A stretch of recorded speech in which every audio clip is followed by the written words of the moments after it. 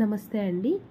ఈరోజు మన వీడియోలో ఇడ్లీ, దోశ, పూరి, ఉప్మా, పొంగల్ ఇలా కాకుండా కొంచెం కొత్తగా బ్రేక్ఫాస్ట్కైనా డిన్నర్కైనా పెద్దల కోసం అండ్ స్పెషల్లీ పిల్లల కోసం ఆరోగ్యకరమైన రుచికరమైన జోవర్ రాగి నూడిల్స్ తయారీ విధానం చూద్దాం. 1 కప్పు బియ్యపిండి, అరకప్పు రాగి పిండి, 1/3 కప్పు జొన్న పిండి తీసుకొని కలుపుకోవాలి. 1.5 కప్పు నీళ్ళు తీసుకొని కొంచెం ఉప్పు యాడ్ చేసుకొని వాటర్కి, తర్వాత 2 నుంచి 3 స్పూన్ల వరకు నెయ్యి కూడా యాడ్ చేసుకొని వాటర్ని బాగా మరిగించుకోవాలి. బాగా మరిగిన నీళ్ళని మనం ముందుగా తీసుకున్న పిండిలో కొంచెం కొంచెం వేసుకుంటూ స్పూన్తో కలుపుకోవాలి. వాటర్ వేడిగా ఉండడం వల్ల ఒక 2-3 నిమిషాలు అలా పిండిని పక్కన పెట్టేసి తర్వాత మెత్తగా పిండిని ఉండలు లేకుండా కలుపుకోవాలి. స్క్రీన్లో చూపిస్తున్న విధంగా కలిపి పెట్టుకోవాలి. తర్వాత ఒక కర్చీఫ్ తీసుకొని నీళ్ళలో పిండి పైన కవర్ చేసి పెట్టాలి. 1 గంట తర్వాత ఒక పార్ట్ తీసుకొని మరలా ఇంకొకసారి ఆల్రెడీ మెత్తగా అయి ఉంటుంది కొంచెం పిండి, ఈసారి ఈజీగా ఉంటుంది కొంచెం కలుపుకోవడం, సాఫ్ట్గా కలుపుకోవాలి. తర్వాత మనం మురుకులు చేసే గిద్దెలు తీసుకొని సన్నకారపు పూస ప్లేట్ సెట్ చేసుకొని మనం తీసుకున్న పిండిని గిద్దెల్లో పెట్టి రెడీ చేసి పెట్టుకోవాలి.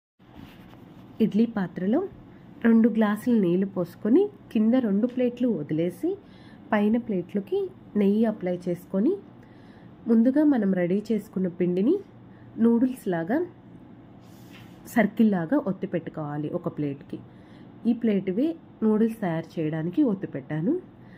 నెక్స్ట్ ప్లేట్లో ఇడియప్పం చేస్తున్నాను.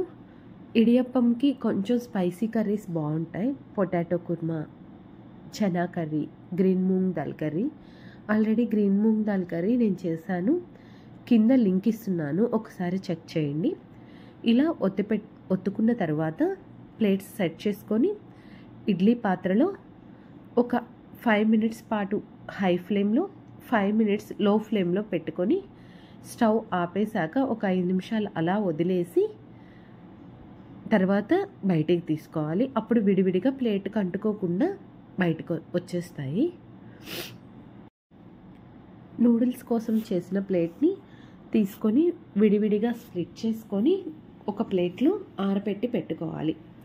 అప్పుడు అంటుకోకుండా వస్తాయి.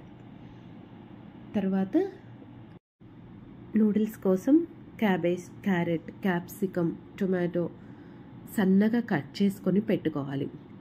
2 స్పూన్స్ ఆలివ్ ఆయిల్ తీసుకొని ప్యాన్లో ఒక గ్రీన్ చిల్లీ, 4-5 గార్లిక్ సన్నగా కట్ చేసుకొని వేసుకోవాలి. ముందుగా కట్ చేసి పెట్టుకున్న వెజిటేబుల్స్ అన్నీ యాడ్ చేసి కొంచెం మెత్తగా అయ్యాక 1/2 teaspoon salt, 1 spoon tomato ketchup, 1/4 spoon soya sauce add చేసుకొని కలుపుకోవాలి. ఒక 2 నిమిషాల పాటు వెజిటేబుల్స్ని ఫ్రై చేసుకొని మీడియం ఫ్లేమ్లో ముందుగా మనం విడివిడిగా చేసి పెట్టుకున్న నూడిల్స్ని యాడ్ చేసుకోవాలి. నూడిల్స్ యాడ్ చేశాక ఒక్క 2 మినిట్స్ పాటు వెజిటేబుల్స్లో నూడిల్స్ మగ్గితే సరిపోతుంది. అంతేనండి, ఎంతో రుచికరమైన రాగి జోవర్ నూడిల్స్ రెడీ. ఈ వీడియో మీకు నచ్చితే లైక్, షేర్, సబ్స్క్రైబ్.